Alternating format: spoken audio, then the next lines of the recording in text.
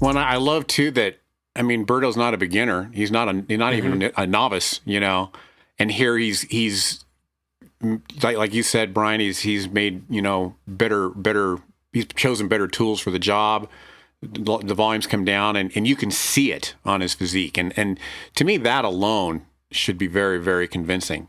But that's kind of the luxury that we're in. We get to see this revolving door of people. And a lot of times they work their way out and we don't see them for a while, and then they work their way back in. And those that kind of stick to the principles that we're kind of professing here, we get to see that same effect on a lot of people.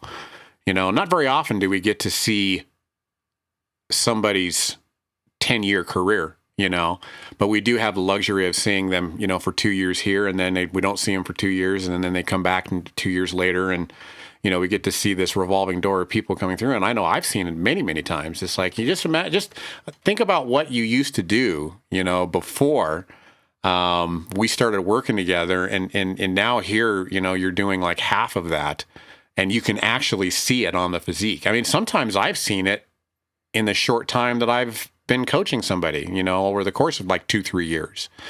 They were doing all this volume. I reluctantly kind of let them do that for a while, As soon as we drop that volume down, get some videos of their lifts, work on the execution of those lifts and make those lifts a little bit more higher quality. It seems like in a matter of months, we can see the changes, And if I was to go back in time and talk to the 22-year-old Brian, trying to convince him, I'd say, look at these examples. Yeah.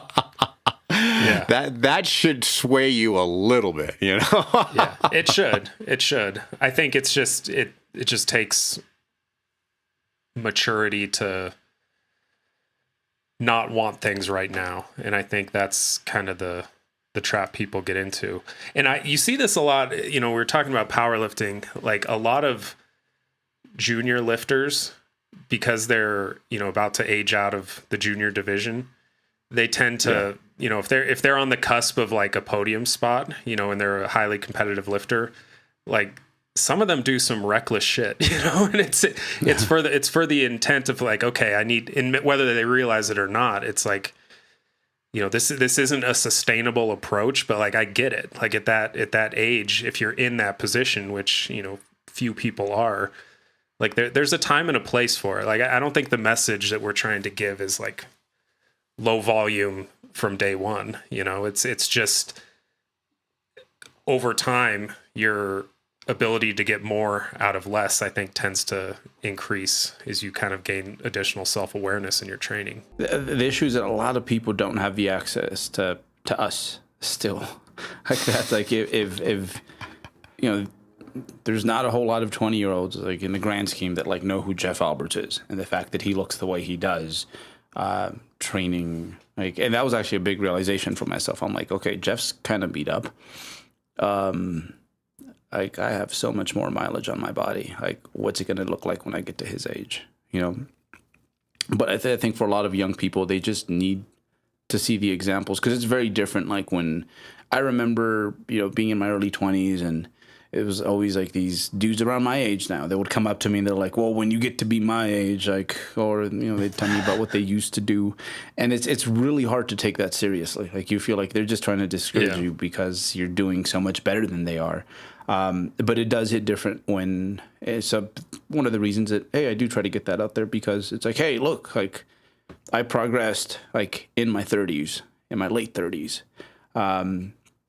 And these are some things that maybe you should consider and you should like think about. So yeah, I do think it's like, why not, man? Like learn from other people's errors, because I mean, we went through some stuff like speaking of powerlifting, like Generation 1 DUP, like holy crap, like that was something else. Yeah. But at the same time, I don't want people to like take it too literal to the point where it's like, I'm gonna go look up this Max OT thing, and I'm gonna start Max OT tomorrow. Like that's not what I'm saying either. But I do think, just like, again, most people, when it comes to the nutrition, I think nutrition's easy because, man, like it when you mess up on that end, like it leaks into other parts of life like, quite rapidly. But when it comes to training, you know, like I get to see the sample size at my gym. It's like there's a lot of people who are doing like relatively well. They look quite good. They're like jacked, they're muscular, especially my gym, bodybuilding gym. But when I see what they're doing, I'm like, okay, so that's not really doing much for you, but this is what's actually driving things. This one you could do a little bit better. And, you know, at the end, it's like I can probably take their workout and like remove 2 leg press variations a week or something like that, and they would be getting probably the same results, maybe a little bit better, and yeah, they'd be less likely to run into that bottleneck that it's usually the case. It's like something just hurts to the point where we really can't train around it for extended periods of time.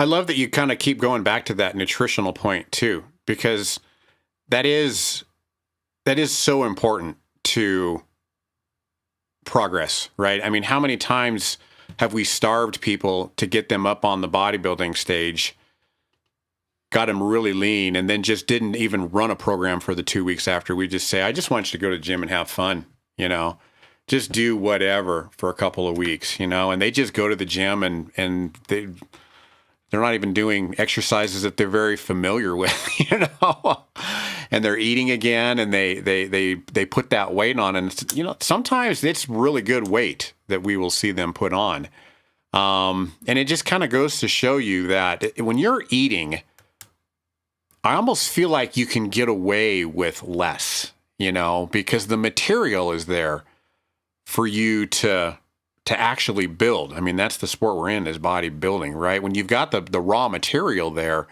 I feel like you can get away with less. And then, of course, when you have good technique and good quality repetitions, it's kind of like it almost kind of makes up the difference in a way. But yeah, I feel like that's something that is really overlooked as well, is that when you're eating in a surplus, I mean, obviously the bigger the better, but we are in an aesthetic sport. You know, we can't just grow into our you know, sumo wrestler friends. But nonetheless, if we're in a surplus, it can be minimal, and you can get away. It seems like you can get away with less. And then, of course, you know, you get that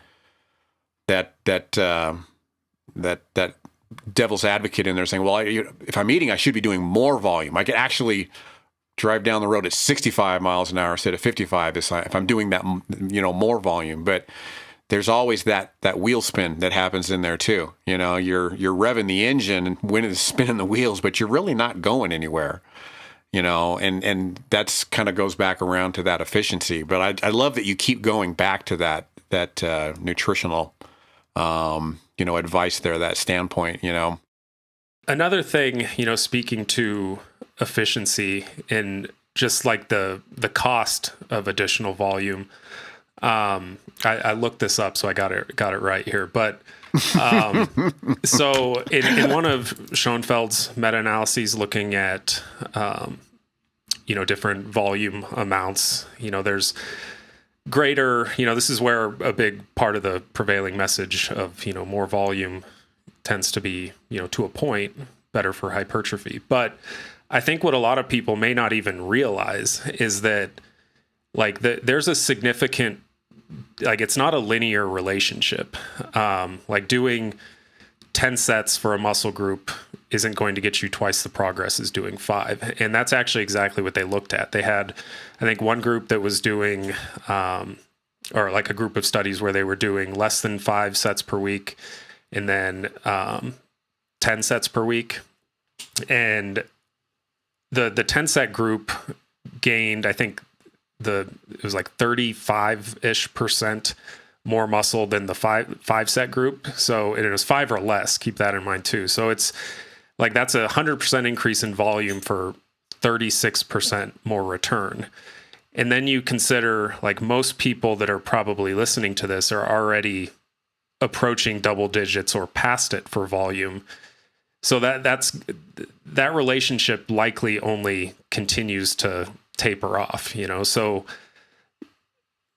like if from a longevity perspective, you can do, you know, 2/3 of what you want, like you could be getting those first few sets are like where you're getting the bulk of the stimulus. And so anything after that is less return, but it also comes at an additional cost in terms of wear and tear. So I think you have to consider those in conjunction when you're thinking about running high volume programs. Is like, okay, I could be like, from the fatigue aspect, impacting downstream performance by doing this.